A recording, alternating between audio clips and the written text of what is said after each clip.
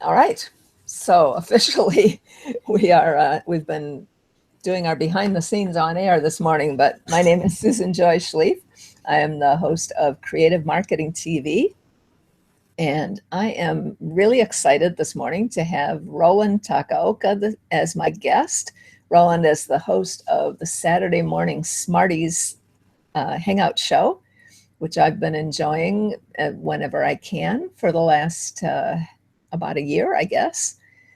And I know you've been doing it longer than that. So, Roland, welcome to the show. And this is our audience is mostly entrepreneurs, solopreneurs, people who are looking for more creative ways to market their show.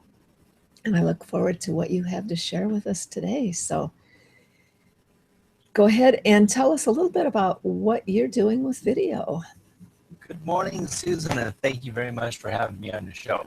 I heard about your show a year ago, and occasionally was able to watch it and catch you whenever possible, because I really enjoy your modus operandi when it comes to interviewing people and what you present, and I know that you're very knowledgeable. So it's my privilege and honor to be on the show today. Thank you. Well, thank you.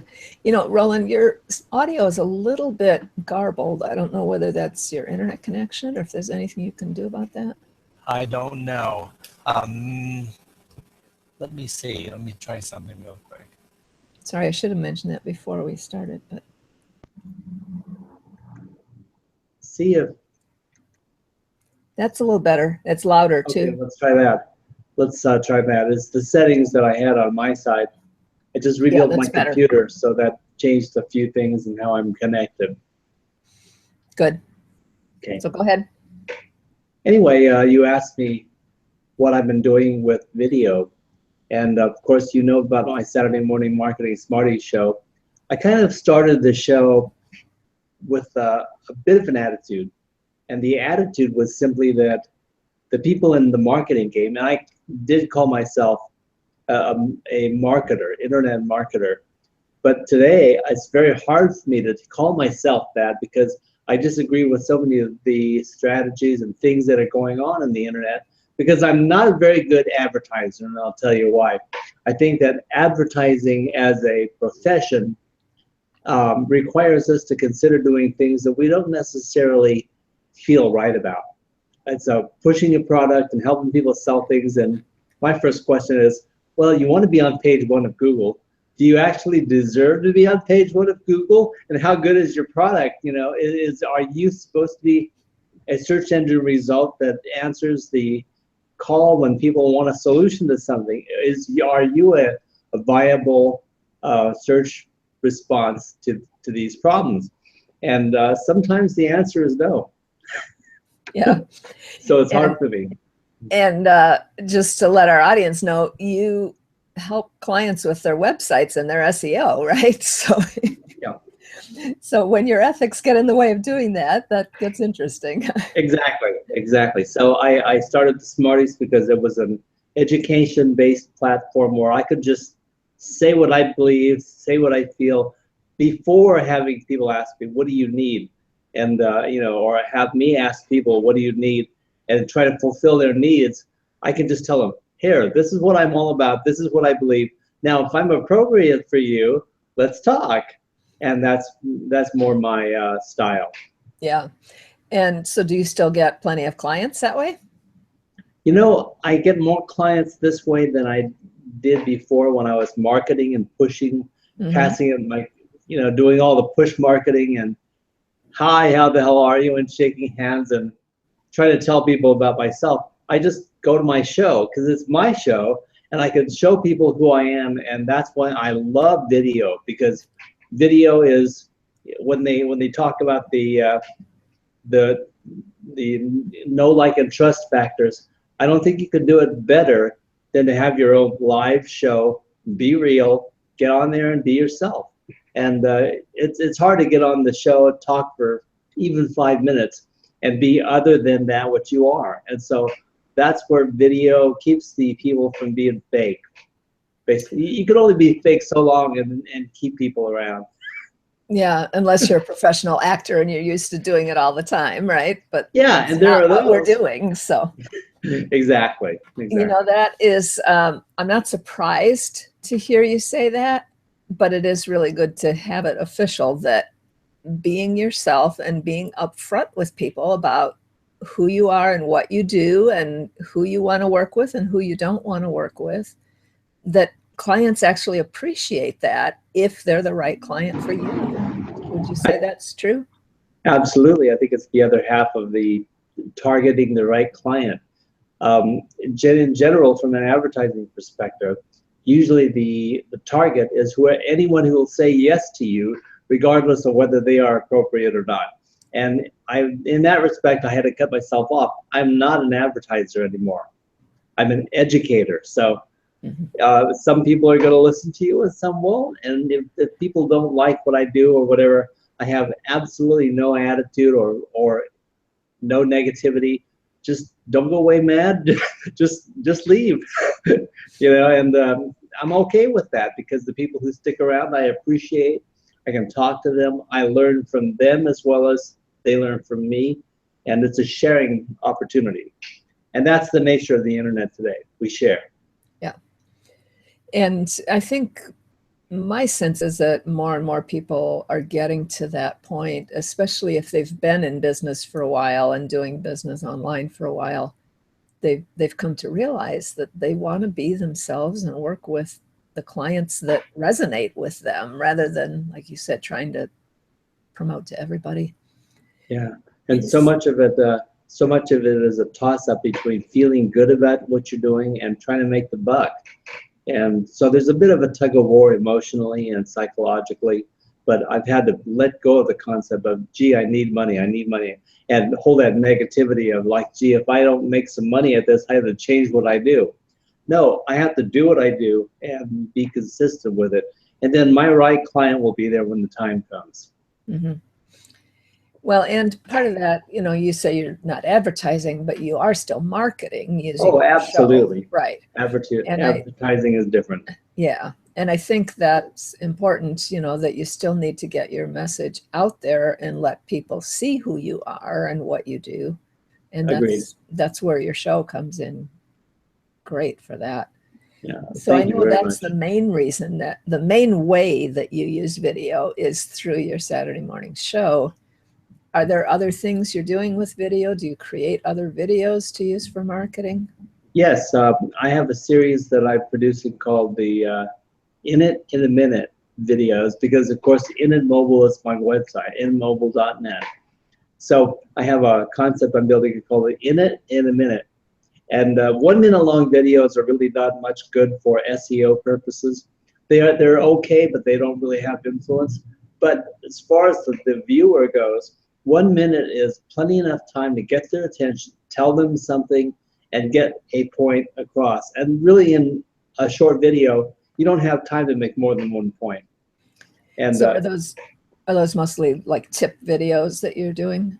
yeah, basically, it's like a 1, 2, 3 conglomeration of this is what I'm all about. You can see it in 3 minutes. If you don't like the first one, you're not going to watch the second and third, fourth, whatever. But if we catch you in the first one and you want to do this again, just click here and then just go on to the next.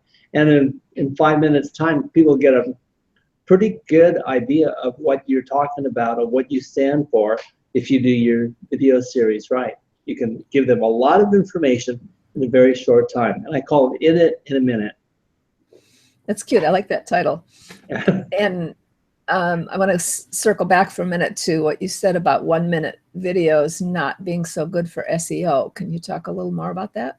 Yeah, in a nutshell, for Google search and for general search, the real credibility with being an authority on anything comes from being able to talk on a camera for 5 minutes, the minimum of 5 minutes. And Google looks at that and says, okay, this person is delivering content for 5 minutes on one subject. Well, then they must have something to say, and they must be pretty prolific at generating the content.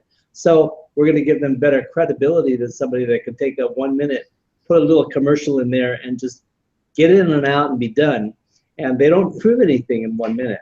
So although the 1-minute video for me is good for the viewer, a 5-minute video is considered better for SEO.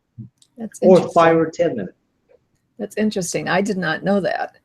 Yeah, it's kind of like a Google thing. For their search results, they think 5 minutes is better.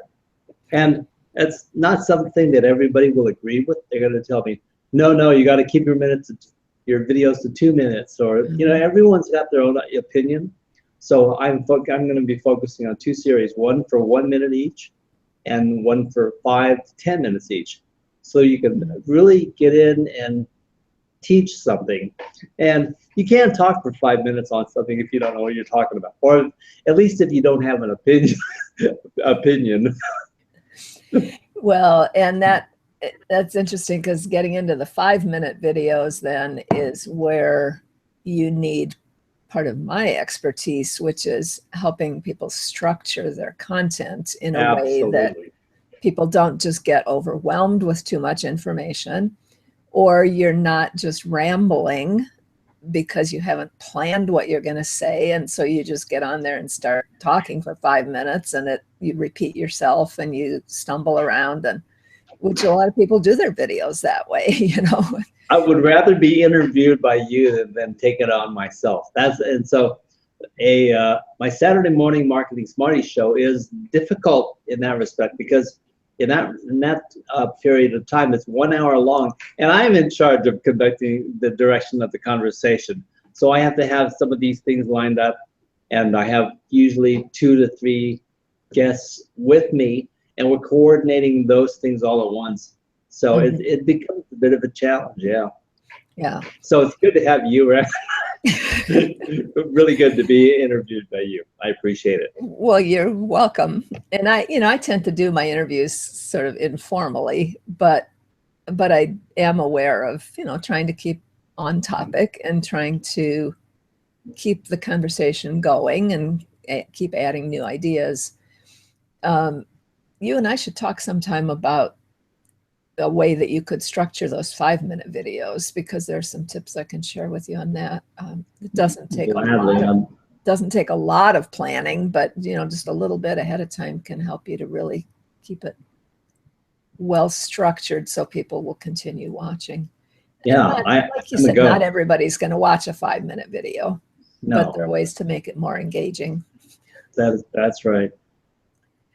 So you do videos for clients as well, I think, right? Yes.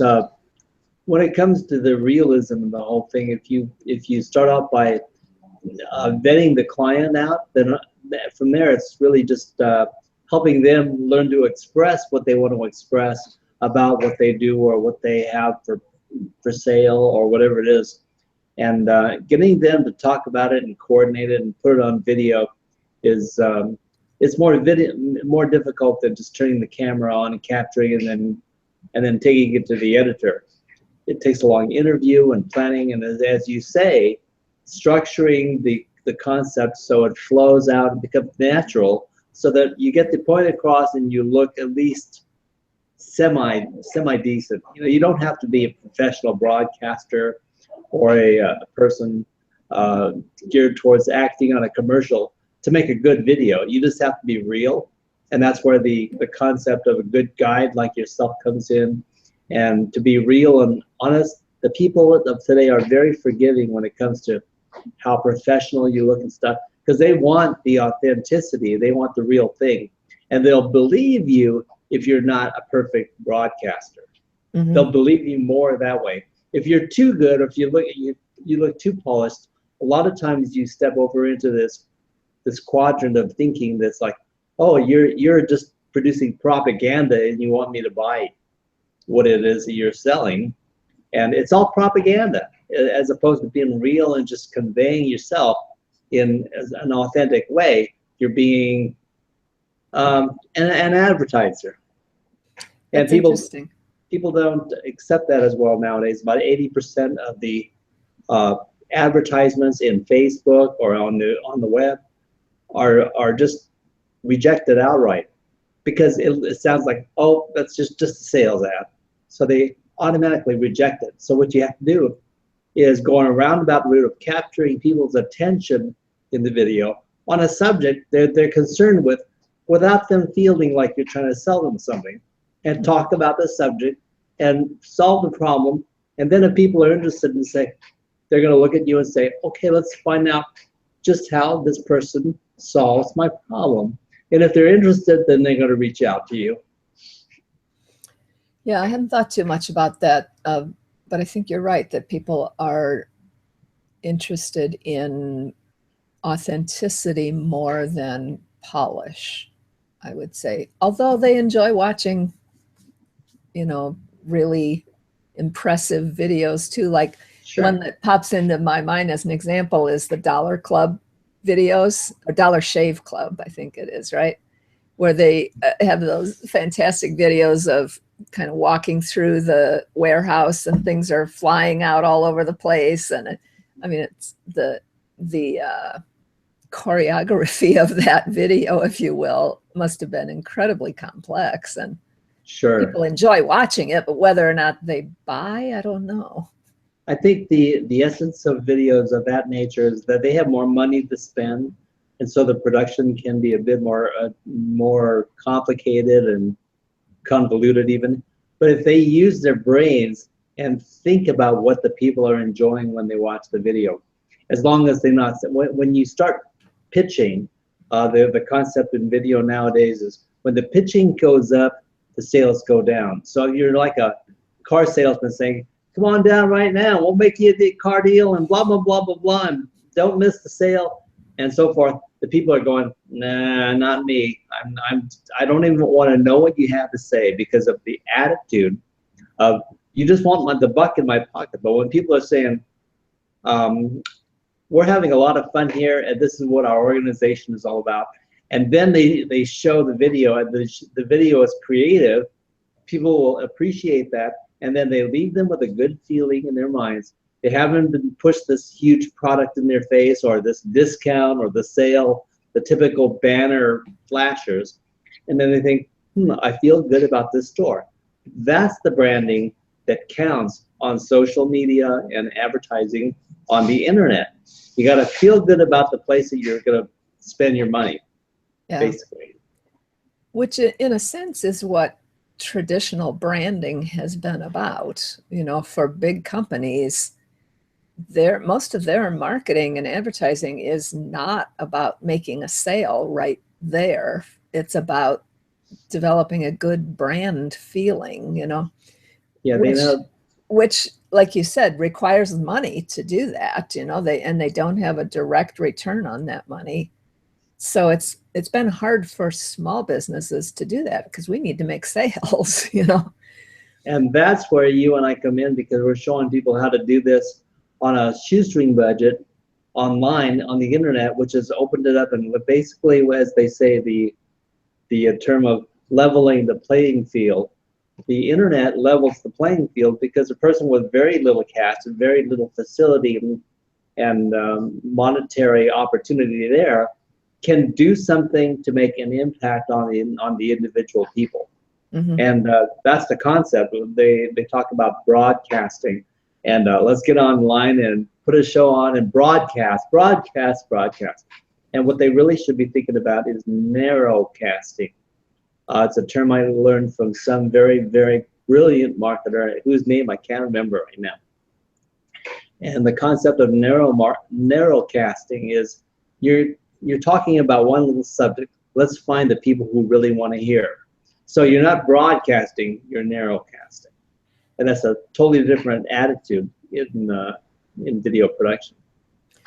No, it makes sense, though, with what I've learned from people like Dan Kennedy, where they talk about, you have to identify who your target audience is and get them to raise their hands and say, I want to know more about what you're doing. Exactly. But it has to be the right person, so that's part of the marketing, is that you, like you said earlier, you've got to let people know who you are, what you're about, and who this is for, right? It's not for everybody. I think the concept is well demonstrated when you consider how Google Plus organizes circles. You only put in people in your circles when the circle pertains to the subject that is appropriate for what your message is. So your targeted circle, it's the people who want to hear your message are already engaged in the conversation of which you should be a part of. And if you can group those people together about the subject, then you have the right marketplace and you have the right environment to talk about what it is you want to talk about. So it's really building the relationships and grouping the people so that it's like, this is the group that would like to know more about this subject. Now that you've got a marketplace. Right. And then the other thing is, once you've identified who those target prospects are, and they know, then you got to make it clear that you're speaking to them and not to everybody, right? Yeah. Because otherwise, there's like a magic in knowing that somebody is speaking to you about something that you are interested in, that they really understand what you're dealing with, and that you have a solution that will help them, not just that you're offering this to anyone who will listen, right? Yeah, So you nailed it a little while ago when you were talking about you want the people to reach out and say, hey, I want to know more. mm-hmm. They're interested in what you're saying and what you have to offer or whatever. So it's like, I want to know more about this. So they're reaching out to you for an extension on the concept of a solution to the problem they have. And when they start reaching out to you, that's when the start of a good relationship begins. Well, let's circle back for a minute to what you said when I was talking about the Dollar Shave Club videos, and you said people will watch it. It's fun. They think, I have a good feeling about this company. When you take that down to talking about small business, I think, yeah, they would like it to be entertaining and fun, but there's another layer to that where they say, wow, this person really understands what I'm dealing with. I want to hear more about what they have to say. You can't get that when you're approaching a broad audience. That's where the narrow casting comes in, right? That you have Absolutely. to be able to speak to a narrow group, and they know then that you're talking to them. Yeah. I think that when the producers of video for any business have the real challenge is the concept of being yourself and being authentic, because you can't do much more than that when you consider video on this level. But by the same token, this is the most intimate that it gets. This one-on-one, this is actually the real me. It's like I could just put so much of a mask on to present myself to you. This is the real me. And then you start talking and people go, that person is fairly likable and enjoyable, and they're talking about a subject that I guess they have some ability in or a knowledge in, and then they start feeling comfortable about listening to you. Now, the challenge, the deeper challenge is some people are not meant to be on a camera, and it's something that not everybody will be able to do. However, a lot of people cancel themselves out of trying this before they ever get started because they're thinking, well, it must be pretty expensive to produce this kind of show, or I'm no good on camera, or I don't like my smile, or my voice is terrible, and they have all these things in their mind that cancel out their opportunity to make them hesitate before they get started. And if they, that's the one way to fail for sure, is if you don't try. Yeah. I know that's a big issue for a lot of people. In fact, I've been starting to work on a little training about that too, to talk to people about some ways that they can help to overcome that. Yeah, because they got to get on video. Exactly. I think one of the questions that you asked me at one point was, what about the people who are hesitating? Well, there is no reason to hesitate. There's plenty of reason to check it out and decide that it's not for you. But there's no reason to hesitate checking it out and considering it, or, as I think the word that you used was avoiding. People are avoiding getting into video. And the concept of that is they must have this psychological something, or something that they're thinking that causes them to think maybe I could fail at this, or maybe it's going to hurt me, or maybe I'm just not going to be happy with the outcome because I'm not good on video and people are going to reject me and I'm going to get a lot of people tell me I'm no good. Gee, you know, the psychological aspects of that are immense. But Yes. the realism is that most people I like, so why wouldn't I like them on video? Yeah. I think a lot of people do have a fear of going on camera, but I think there's another level of resistance too, in that people think it's going to be complicated. They need a lot of fancy equipment. It's going to be expensive.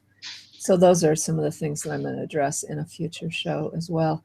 That's great. Roland, we have got to wrap up. Even though we got started a little late, it's time. Our time together has just flown by, having a great conversation. Did we ever get started? I guess it was immediate. Before we end here, would you tell our audience where they can connect with you and learn more about what you're doing? And tell us about the show too. The show is real easy to get to. If you go to initmobile.com, .net, and it's INITMOBILE.net. And you go to the front page, scroll down to the lower half of the page, and there's a big button that says, count me in it. And if you click on the button, it goes right to the page with the weekly show. And it'll have the replay connection until we post the new show. So it's either going to be the last show or the new show, whenever you come to my website. Okay. And happy to have people come and see what's going on. All right. And is that the best place for them to connect with you then, to just leave a message for you there? Or? Yeah, you can. I don't mind if people have my email address. That's fine. But either the website is very consistently going to contact, get people in touch with me, and also Roland Takaoka, ROLAND TAKAOKA, is my profile name in Google+. So you can always reach me in either place. Google+, if you have a Google account, just Google it in Google+. And you're on Facebook too, under that name too, I believe. Yes. Right? Interestingly enough, I think I'm the only Roland Takaoka on Earth, so that makes it easy. And it is in the description underneath this video, which will be there as soon as we're finished with the show. So people, if they're not sure how to spell your name, they can find it there. And maybe when you have time, Roland, you can go and leave a comment under the video as well if you want to include a link to your website or to the show or anything. More than happy to do that. I thank you very much. Well, thank you so much for sharing your insights this morning. It's been a fun conversation. And it's been my pleasure, and I thank you for having me. You're most welcome. Unfortunately, I'm going to miss your show today. I have some phone calls scheduled, but I will try and watch the replay later. So good. Thank you for everyone who's watching either live or on the replay. Again, my name is Susan Schlief. I am the founder of Creative Marketing TV. We broadcast every other week. My next show is going to be a training session where I'm going to talk about some of the new ways to make use of video, especially short video, which, as Roland just said, is not so great for SEO, but it has other purposes. And so I'm going to be focusing on that on February 5th, I think it is, or 4th, February 4th. So, all right, signing off for today. Susan Joy Schlief for Creative Marketing TV.